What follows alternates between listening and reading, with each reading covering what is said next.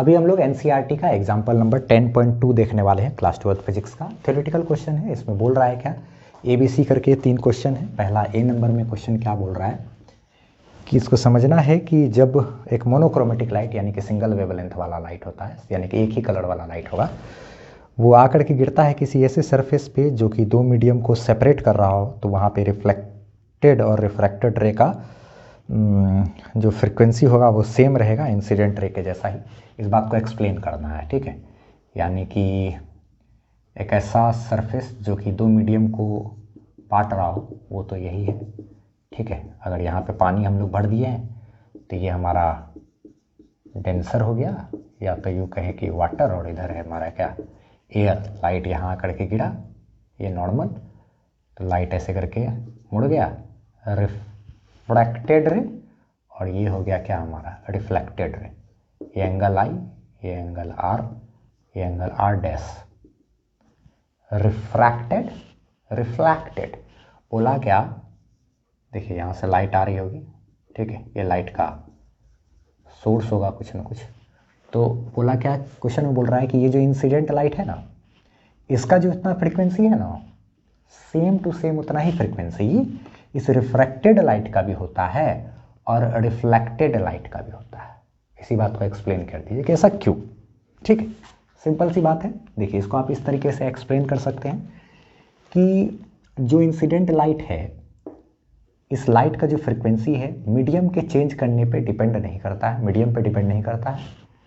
ये जो लाइट है इसका फ्रीक्वेंसी इस सोर्स पे डिपेंड करता है, ये प्रति सेकंड कितना लाइट इस तरीके से बना रहा है ना, कितना लाइट प्रति सेकंड पास कर रहा है। जितना बनाएगा उतना ही आगे भी जाएगा और दूसरे मीडियम में इंटर करेगा।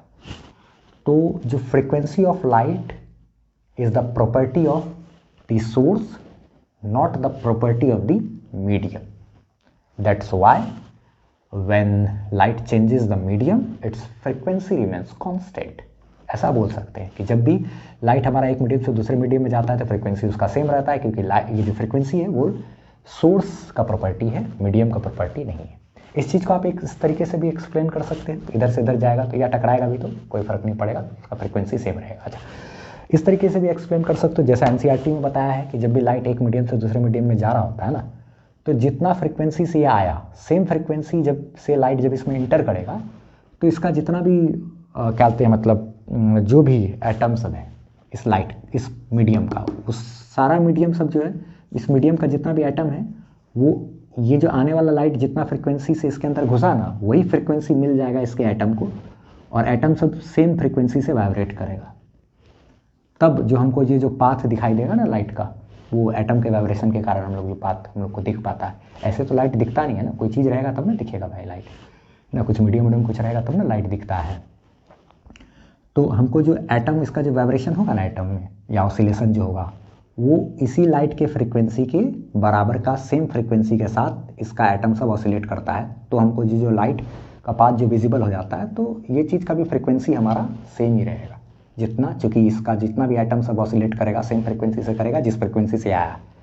तो इसके कारण भी कह सकते हैं कि इसका जितना फ्रीक्वेंसी, एटम सबका भी उतना ही फ्रीक्वेंसी, तो वो हमको पाथ को भी सेम फ्रीक्वेंसी के साथ दिखाएगा, ठीक है। या और भी तरीके से बात कर सकते हैं, लाइट का कभी भी एनर्जी, जब लाइट एक मीडियम से दूसरे मीडियम में जा रहा होता है तो लाइट का एनर्जी वगैरह में चेंजेस नहीं आता। एनर्जी का फॉर्मूला हो जाता है h/nu, ठीक है। एनर्जी कांस्टेंट रहता है जब भी लाइट एक मीडियम से दूसरे मीडियम में जाती है। चूँकि एनर्जी कांस्टेंट रहती है तो ये तो कांस्टेंट टर्म है ही, एनर्जी कांस्टेंट तो फ्रीक्वेंसी भी कांस्टेंट, ऐसे भी हम लोग बोल सकते हैं। चाहे तो ये भी चीज़ आप एडप्ट कर सकते हो। तो बहुत सारा बात आप लिख सकते हो कि when light passes from one medium to another medium, then its frequency remains constant because the frequency is the property of the source of the light and not the property of the medium. और another way में आप ऐसे भी explain कर सकते हो, जैसा NCERT में लिखा हुआ है कि when light enters from one medium to another medium, then the atoms of the second medium oscillates with the same frequency as with the frequency of the light is coming या entering in the second medium। जिस frequency के साथ light दूसरे medium में inter कर रहा है उसका एटम से भी सेम frequency में वाइब्रेट करता है। That's why the frequency of the light in the second medium also remains क्या, same। As the first medium. तो वो सब चीज़ भी आप लिख सकते हो ना, इस तरीके से आप एक्सप्लेन कर देना। कोई दिक्कत हो कमेंट में आप हमसे पूछ सकते हैं, दोबारा ज़रूरत पड़ी तो दोबारा भी वीडियो को बना देंगे, ठीक है। चलिए बी नंबर में हम लोग बात करते हैं। इसमें क्या बोल रहा है कि when light travels from rarer to denser medium the speed decreases, does the reduction in speed implies the reduction in the energy carried by the light wave. बोल रहा है कि जब लाइट हमारा एक मीडियम से दूसरे मीडियम में एंटर करता है, जैसा कि यहाँ पे हो रहा है, एक मीडियम से दूसरे मीडियम में एंटर किया, ठीक है, तो यहाँ v1 स्पीड है, यहाँ v2 स्पीड है, तो आप जानते हो कि v2 स्पीड कम हो जाता है v1 स्पीड से। ये रेयरड मीडियम है और ये डेंसर है। तो जब एक मीडियम से दूसरे मीडियम में जाता है तो रफ्तार क्या हुआ, रेयरड से डेंसर में अगर जा रहा है, लिखा हुआ रेयरड से डेंसर में जाएगा तो स्पीड कम हो जाता है। तो क्या स्पीड में कमी आता तो है, ठीक है। क्या लाइट की एनर्जी में भी कमी हो जाता है, क्या लाइट की एनर्जी में भी कमी होता है क्या? तो आप इसको इजीली आप से एक्सप्लेन कर सकते हो कि लाइट जब भी एक मीडियम से दूसरे में, रेयरर से डेंसर में जाएगा तो स्पीड भले ही कम होगा लेकिन इसका जो एनर्जी है वो सेम रहेगा। ऐसा इसीलिए क्योंकि हम लोग पिछले ही टॉपिक में बात कर चुके हैं कि फ्रिक्वेंसी कांस्टेंट रहता है, बोला हुआ भी है कि जब मीडियम चेंज होता है तो फ्रिक्वेंसी कांस्टेंट रहता है, सेम रहता है। तो फ्रिक्वेंसी सेम रहता है तो आप जानते हैं चूँकि एनर्जी बराबर लाइट का जो एनर्जी होता है उसका फॉर्मूला होता है h/nu। ये जब फ्रिक्वेंसी हमारा सेम रहता है और ये तो हमारा कांस्टेंट टर्म है बेचारा, इसको तो ये तो जस का तस ही रहेगा। तो जब फ्रिक्वेंसी सेम है तो एनर्जी भी क्या रहेगा, same. Since the frequency remains constant during the change in medium, that's why we can say that energy will also remain same ना, because energy is directly proportional to the frequency ना। Frequency same तो energy भी same. और चूँकि पिछला बार में बोला भी है, पिछले ही सवाल का हम लोग चाहे तो बेस दे करके आगे के टॉपिक पे बात कर सकते हैं, क्योंकि पिछले वाले ए नंबर पॉइंट में साफ साफ लिखा है कि फ्रिक्वेंसी कांस्टेंट रहता है मीडियम चेंज करने के बावजूद। तो फ्रिक्वेंसी जब कांस्टेंट रहता है तो एनर्जी भी कांस्टेंट। आप ऐसे चाहो तो इस चीज़ को एक्सप्लेन कर सकते हैं। एनसीईआरटी में एक दूसरे तरीके से इसको एक्सप्लेन किया है कि क्या कहते हैं, मतलब वो बात किया है कि जब लाइट एक मीडियम से दूसरे मीडियम में जाता है तो स्पीड भले ही कम होता है और लाइट का जो एनर्जी है ना, वो उसकी डिपेंड करता है इसके स्पीड पे नहीं, बल्कि लाइट वेव का जो एम्पलीट्यूड होता है उस पर डिपेंड करता है।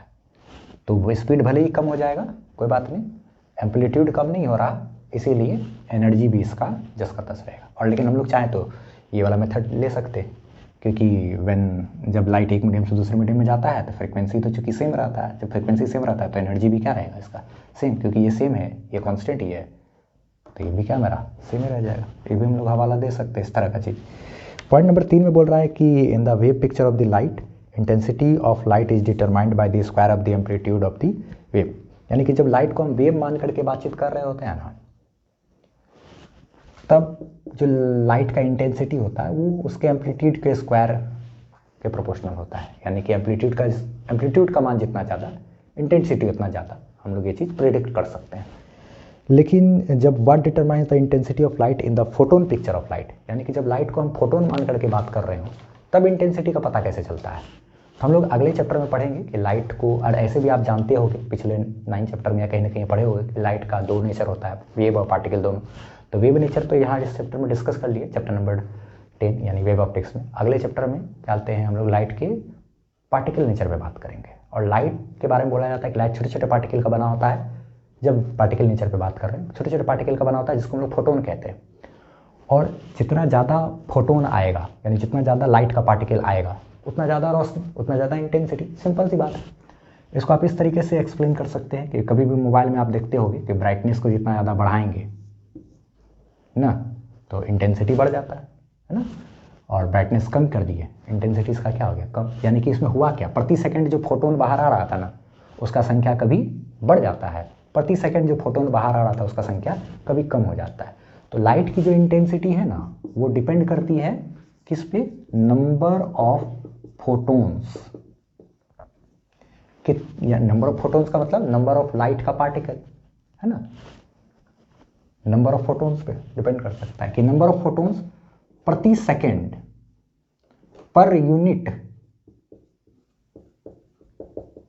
एरिया से कितना ज़्यादा आ रहा है, या यूँ कहें number of photons per unit area पर सेकंड, ऐसा भी बोल सकते हैं, पर यूनिट एरिया पर सेकंड, ऐसे भी बोल सकते हैं, ऐसे भी बोल सकते हैं कि इसके यूनिट एरिया से पे फोकस करें तो हर एक सेकेंड में कितना फोटोन आ रहा है वही इंटेंसिटी को दिखलाता है। इसके बारे में विस्तार से हम लोग को चैप्टर नंबर 11 में पढ़ना है कि हम लोग ऐसे भी लिख सकते हैं कि intensity of the light is proportional to क्या can be determined as the number of photons coming out through unit area प्रति सेकेंड पर सेकेंड, वही इंटेंसिटी को बताता है। ठीक है, कहीं भी किसी प्रकार का कोई अगर समस्या हो तो कमेंट में बेझिझक हमको बताना है, जरूरत पड़ा दोबारा बनाने का तो दोबारा बना देंगे सॉल्यूशन।